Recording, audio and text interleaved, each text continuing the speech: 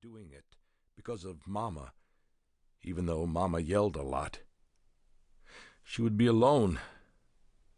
But in that second, the hurt inside her took over, and she remembered the dreams and knew this was the only way.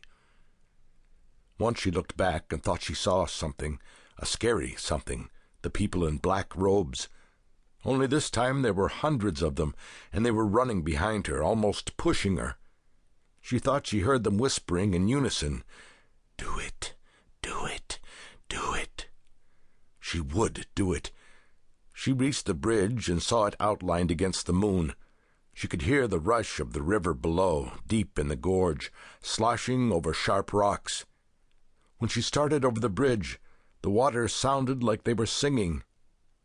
Singing. No, it was voices singing, real voices, somewhere close. There was a campground on the other side of the bridge. That meant people. She stopped for a moment. What were they singing? Something about Jesus. A church camp, maybe? A bunch of kids singing church songs. She'd done that once, a long time ago, before Mama stopped going to church. She had once sung songs about Jesus.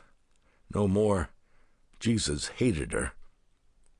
She thought of God then, and wondered why God hadn't stopped them from doing it, hadn't stopped her from letting them.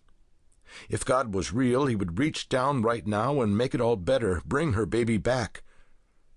God should have stopped it before it happened. He gave the laws, didn't he? She thought about the law that was supposed to protect her. Wasn't that why they'd made her sign the paper? She didn't understand it, but they said to sign it, so she did. They said it was the law, and the law was good, and it would protect her. It didn't. And if the law didn't protect her, and God didn't, nothing else would either. She moved to the middle of the bridge. There was a narrow strip of asphalt road across the bridge with small steel rails on either side. She'd be able to hop it, no trouble. The singing got louder. They were praising Jesus. He hadn't reached down to help her either, any more than God had. She hesitated. 1 second between life and death. It wouldn't be so bad, and then she wouldn't have the dreams any more, and everybody'd be sorry, and they'd know they killed her and her baby, and they'd cry, all of them. She thought she heard something, someone coming. A voice said, "Hey!" She jumped up on the rail. Part 1.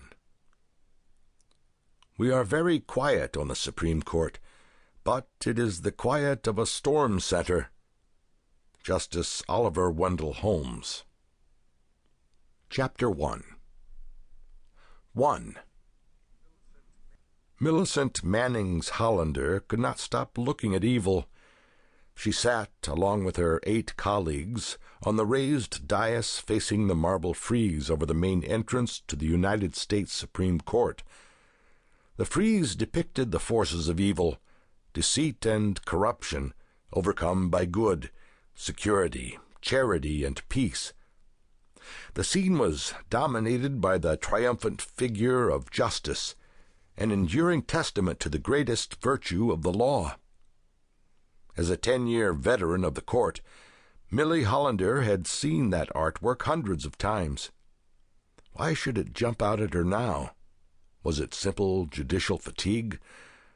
Though in relatively good shape at 52, she liked to shoot hoops in the Supreme Court gym.